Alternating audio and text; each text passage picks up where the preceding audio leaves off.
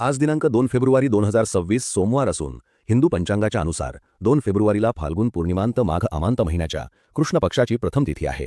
ज्योतिषीय दृष्टीने प्रथम तिथी 25:54:52 राहील आणि त्यानंतर पुढील दिवशी द्वितीय तिथी राहील। तर मित्रांनो, चला आजच्या महत्त्वपूर्ण बातम्या पाहूया। अर्थसंकल्पामध्ये महाराष्ट्रात पायाभूत सुविधांसाठी 12 लाख कोटी रुपयांची गुंतवणूक केली जाणार। प्रत्येक जिल्ह्यात मुलींसाठी हॉस्टेल्स उभारले जातील। 2 हायस्पीड कॉरिडॉर तयार होणार आहेत। डिव्हॉल्युशन्स ऑफ टॅक्समधून 98,306 कोटी रुपयांचा निधी मिळणार आहे। आरोग्य, शेती, पशुपालन आणि उद्योग क्षेत्रातही गुंतवणुकीचे प्रमाण वाढवले जाणार आहे। केंद्रीय अर्थसंकल्पात एसटीटी करामध्ये वाढ करण्याची घोषणा होताच शेअर बाजारात मोठा भूकंप आला। अर्थमंत्र्यांनी F&O वरील एसटीटी 0.15% केल्यामुळे सेन्सेक्स 2400 अंकांनी कोसळला, तर निफ्टीमध्ये 700 अंकांची घसरण झाली। यामुळे गुंतवणूकदारांचे एकाच दिवसात तब्बल 16 लाख कोटी रुपयांचे नुकसान झाले आहे। बिग बॉस मराठी 6च्या घरात आता आज कोणाचा पत्ता कट होणार याकडे लक्ष असेल, कारण सर्वांनाच धक्का देणारा प्रोमो समोर आला आहे। तुम्हाला काय वाटतं, या आठवड्यात कोण घेईल बिग बॉसच्या घराचा निरोप? असे कॅप्शन देत हा प्रोमो शेअर करण्यात आला आहे। यात रितेश देशमुख म्हणतो की अनफॉर्च्युनेटली तुमचा प्रवास इथेच संपत आहे। देशातील प्रमुख बँका आजपासून म्हणजे 1 फेब्रुवारी रोजी आपले महत्त्वाचे नियम बदलणार आहेत।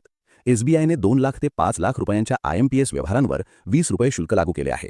ICICI बँक क्रेडिट कार्डवर मिळणारे मोफत चित्रपटांचे तिकीट बंद करणार आहे। पंजाब नॅशनल बँकेने ग्राहकांना त्यांचे KYC अपडेट करणे अनिवार्य केले आहे। अर्थमंत्री निर्मला सीतारमण यांनी केंद्रीय अर्थसंकल्पात गावांसाठी मोठी घोषणा केली आहे। त्यांनी सांगितले की महात्मा गांधी ग्राम स्वराज योजना सुरू केली जाईल, तसेच लहान शहरांमध्ये तीर्थक्षेत्रे विकसित केली जातील। 20 नवीन जलमार्गांची योजना आखली जाईल, तसेच वाराणसी आणि पटना येथे जहाज दुरुस्ती सुविधा स्थापन केल्या जातील। लाडक्या बहिणींना लवकरच 2100 रुपये मिळणार असल्याचे एकनाथ शिंदे यांनी सांगितलंय। लाडक्या बहिणींना लखपती केल्याशिवाय एकनाथ शिंदे थांबणार नाही। दर महिन्याला ओवाळणी देणारा हा भाऊ आज विनंती करायला आला आहे।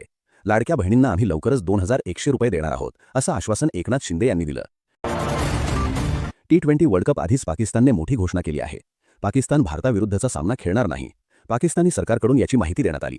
15 फेब्रुवारी 2026 रोजी भारताविरुद्ध होणाऱ्या सामन्यात संघ मैदानात उतरणार नाही, असे पाकिस्तान सरकारने म्हटले आहे। भारताने 19 वर्षांखालील विश्वचषकाच्या उपउपांत्य फेरीत प्रवेश केला आहे।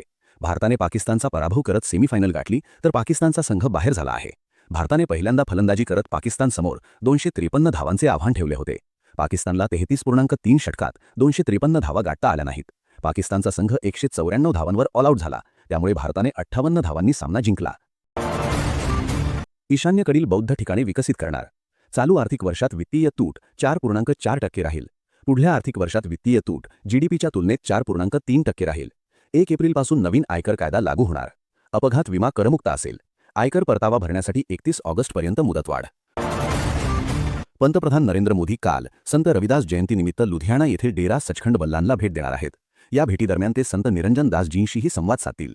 संत निरंजन दास यांना नुकतेच पद्मश्री पुरस्काराने सन्मानित करण्यात आले। तसेच आज PM मोदी हलवारा विमानतळाच्या नागरी टर्मिनलचेही उद्घाटन करणार आहेत। न्यूझीलंड विरुद्धच्या T20 मालिकेत भारताने अखेरच्या सामन्यातही विजय मिळवत मालिका 4.1 ने जिंकली। भारतीय कर्णधार सूर्यकुमार यादवला प्लेयर ऑफ द सिरीज मिळाला। T20च्या 5 सामन्यात त्याने 244 धावा केल्या। यावेळी त्याने सांगितले की खूप छान वाटतंय, मी कधीच आउट ऑफ फॉर्म नव्हतो, फक्त धावा नव्हत्या।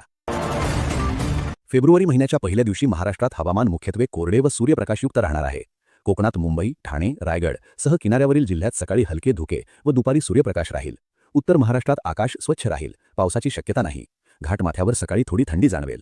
मराठवाडा व विदर्भातही हवामान कोरडे राहील। केंद्रीय अर्थमंत्री निर्मला सीतारमण यांनी केंद्रीय अर्थसंकल्पात औषधांसंदर्भात एक महत्त्वाची घोषणा केली। भारताला जागतिक बायोफार्मा उत्पादन केंद्र म्हणून विकसित करण्यासाठी बायोफार्मा शक्ती योजना आणण्याचे त्यांनी सांगितले। पुढील 5 वर्षांसाठी 10,000 कोटी रुपयांची गुंतवणूक यासाठी केली जाईल।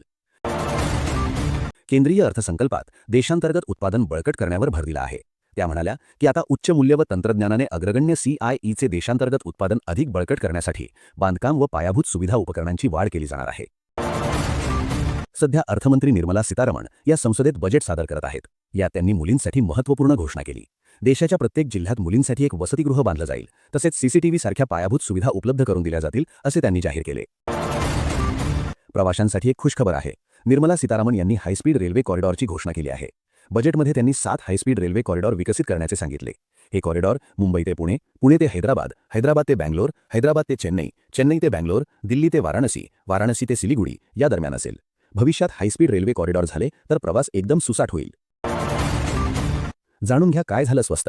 मोटरसायकल, टॅबलेट, पादत्राणे, बूट, LCD, LED, कॅन्सरची औषधे, मायक्रो ओव्हन, मधुमेहाची औषधे, EV बॅटरी, EV वाहने, क्रीडा साहित्य, lithium ion battery, mobile phone, solar panel, CNG, भारतात बनवलेले कपडे, वैद्यकीय उपकरणे, फ्रोझन मासे, अपघात विमा.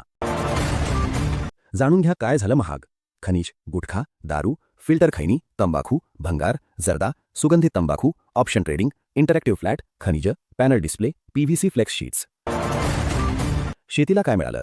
नारळ संशोधन केंद्र स्थापन करणार, 3 कोटी शेतकऱ्यांना लाभ. पशुपालन दुग्ध व्यवसायासाठीचे अनुदान वाढवणार. काजू कोको ब्रँड जागतिक दर्जा मिळवून देणार. 500 एकात्मिक मत्स्य केंद्र उभारणार. चंदन, नारळ आणि काजू या पिकांना चालना देणार. ईशान्य भारतात बदाम आणि शेंगदाण्याचे उत्पादन वाढवणार. मत्स्य व्यवसायात महिलांचा सहभाग वाढवणार. आरोग्य क्षेत्रासाठी करण्यात आलेल्या तरतूद. कर्करोग, मधुमेहाची औषधं स्वस्त होणार. भारतात 5 ठिकाणी मेडिकल हब तयार केले जाणार. देशात वैद्यकीय पर्यटन केंद्र बनवणार. देशाला 3 नवीन एम्स मिळणार. जामनगर येथील WHO global centre for traditional medicine केंद्राचा विकास करणार.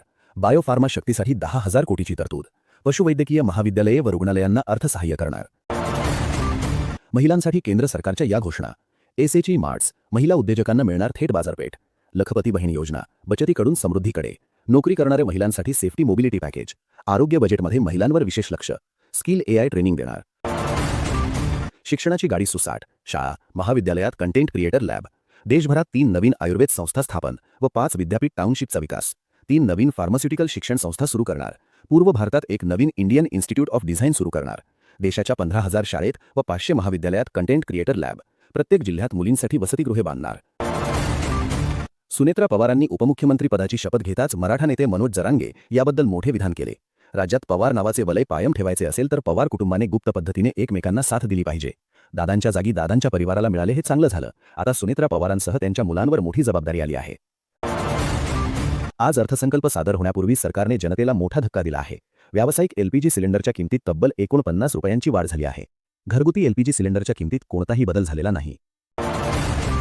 बिग बॉस मराठी सीझन 6च्या घरात रितेश देशमुखने स्पर्धकांची चांगलीच शाळा घेतली आहे. गेल्या काही दिवसांपासून स्पर्धकांच्या वागण्यामुळे घरात तणाव निर्माण झाला होता. यावर रितेशने भाऊच्या धक्क्यावर त्याला कडक शब्दात सुनावले. आता बस झालं, इथे मस्ती नाही तर शिस्तीत राहायचं, असा इशारा रितेश देशमुखने दिला. बॅटल ऑफ गलवानच्या टीझरमधील लुकवरून ट्रोल करणाऱ्यांना सलमान खानने सुनावले आहे. नेटकऱ्यांनी त्याच्या लुकला रोमॅन्टिक म्हणताच सलमान खान म्हणाला की हा रोमॅन्टिक लुक वाटतोय का? भाऊ, मी कर्नल आहे आणि हा कर्नलचा लुक आहे. 1 फेब्रुवारी रोजी सादर होणाऱ्या केंद्रीय अर्थसंकल्पाकडे देशातील शेतकऱ्यांचे डोळे लागले आहेत. सध्या PM किसान सन्मान निधी योजनेद्वारे वर्षाला 6,000 रुपये दिले जातात. वाढत्या महागाईमुळे ही रक्कम 9,000 किंवा 12,000 रुपये होणार का, अशी चर्चा झाली आहे. मात्र सरकारने अद्याप कोणतीही अधिकृत घोषणा केली नाही. ICCने आगामी पुरुष T20 विश्वचषकासाठी फील द थ्रिल हे अधिकृत थीम सॉन्ग प्रसिद्ध केले आहे. प्रसिद्ध संगीतकार अनिरुद्ध रविचंद्र याने हे गाणे गायले आणि संगीतबद्ध केले आहे. 7 फेब्रुवारी ते 8 मार्च दरम्यान भारत आणि श्रीलंका या स्पर्धेचे यजमानपद भूषविणार आहेत. भारताने न्यूझीलंड विरुद्धच्या T20 सामन्यात आज शानदार विजय मिळवला. भारताने प्रथम फलंदाजी करत 272 धावांचे मोठे आव्हान न्यूझीलंडसमोर ठेवले होते. मात्र न्यूझीलंडच्या फलंदाजांना हे लक्ष्य गाठता आले नाही. भारतीय गोलंदाजांच्या अचूक माऱ्यामुळे पाहुण्या संघाचा पराभव झाला. देशातील प्रमुख बँका आजपासून म्हणजे 1 फेब्रुवारी रोजी आपले महत्त्वाचे नियम बदलणार आहेत. SBIने 2 लाख ते 5 लाख रुपयांच्या IMPS व्यवहारांवर 20 रुपये शुल्क लागू केले आहे. ICICI बँक क्रेडिट कार्डवर मिळणारे मोफत चित्रपटांचे तिकीट बंद करणार आहे. पंजाब नॅशनल बँकेने ग्राहकांना त्यांचे KYC अपडेट करणे अनिवार्य केले आहे. उद्यापासून देशात हे होणार मोठे बदल. कार, जीप, व्हॅन इत्यादींसाठी फास्टॅग जारी करीत असताना KYC व्हेरिफिकेशन प्रक्रिया समाप्त होईल. पान मसाला, सिगारेट, तंबाखू या उत्पादनांवर वाढवण्यात आलेला टॅक्स लागू होणार. LPG सिलेंडर आणि CNG, PNG आणि ATFच्या नवीन किमती जाहीर होण्याची शक्यता.